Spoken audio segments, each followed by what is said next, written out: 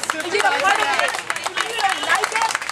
You can't explain yourself. In New York, they had the cuffs so tight. There's a stack. Their hands turned Respect the blue. stack. And they were not okay to bleeding. say that. Threat. Yeah, but don't try to scare people. When you say that's violent, you don't say that to someone. No. Go back to the stack. No excuse. Hello, everyone. Just say you're sorry for trying to scare people. Hello.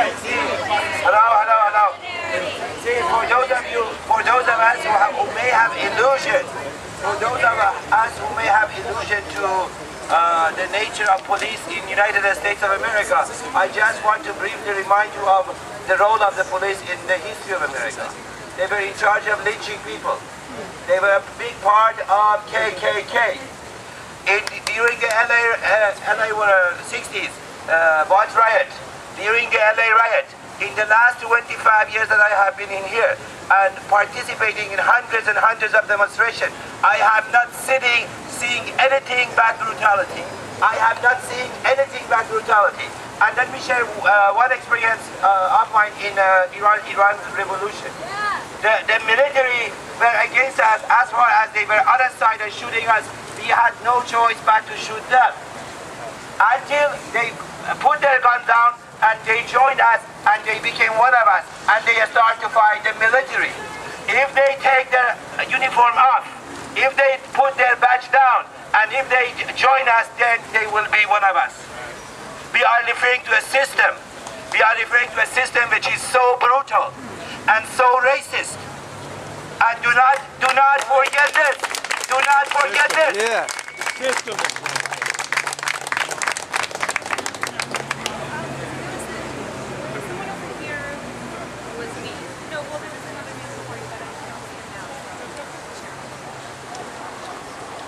I apologize. I'd like a chance to explain myself.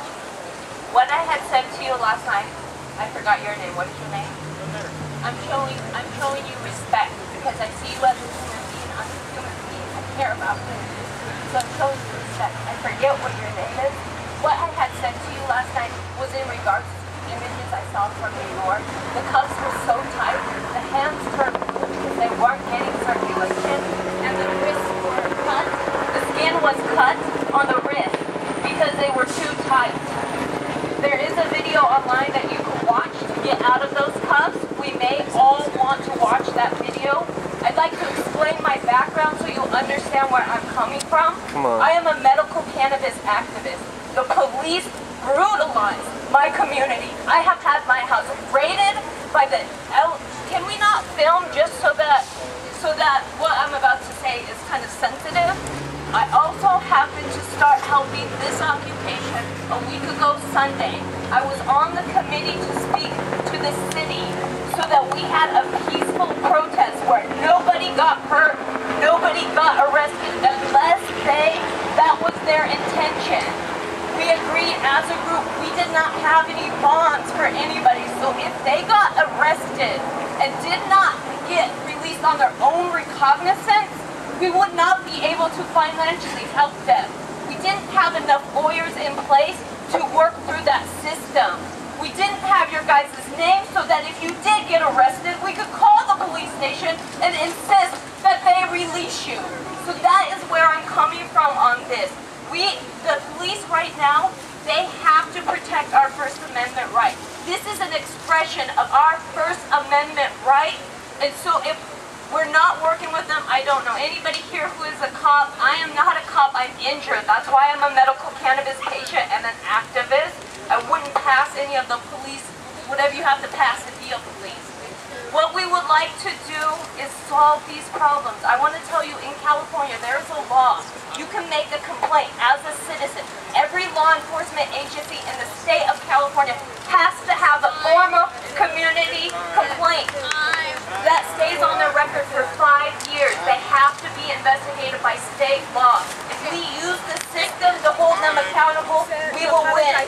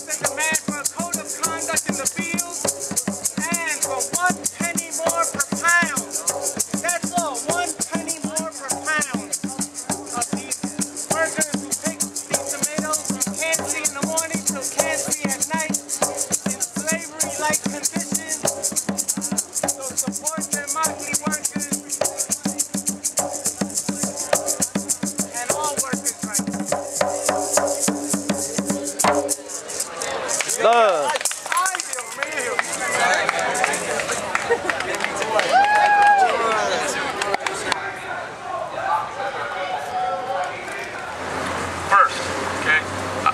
First of all, we are being recognized as it's an impromptu committee. We are being recognized as an impromptu committee. Okay, not a committee that was set up by the General Assembly. Second, regarding the General Assembly proposal and giving an update from our impromptu committee. Once a proposal is made, it belongs to the General Assembly. And so step number 1 is to make the proposal. Step number 2 is to take the temperature, that is to say, a reading of support for the proposal as it currently stands. And number 3 is asking for points of clarification. That is to say, specific questions we have to understanding what the proposal is and so on. And then it's concerns people have. That's just obvious. And number 5 is suggestions or alternatives or amendments. After that, they take the temperature again, and then they refer it to working groups, and then they come back and take a vote. And if you guys have any more questions about that, or if you want to know where this came from, it came from Jessica, who is part of the facilitation committee. Thank you.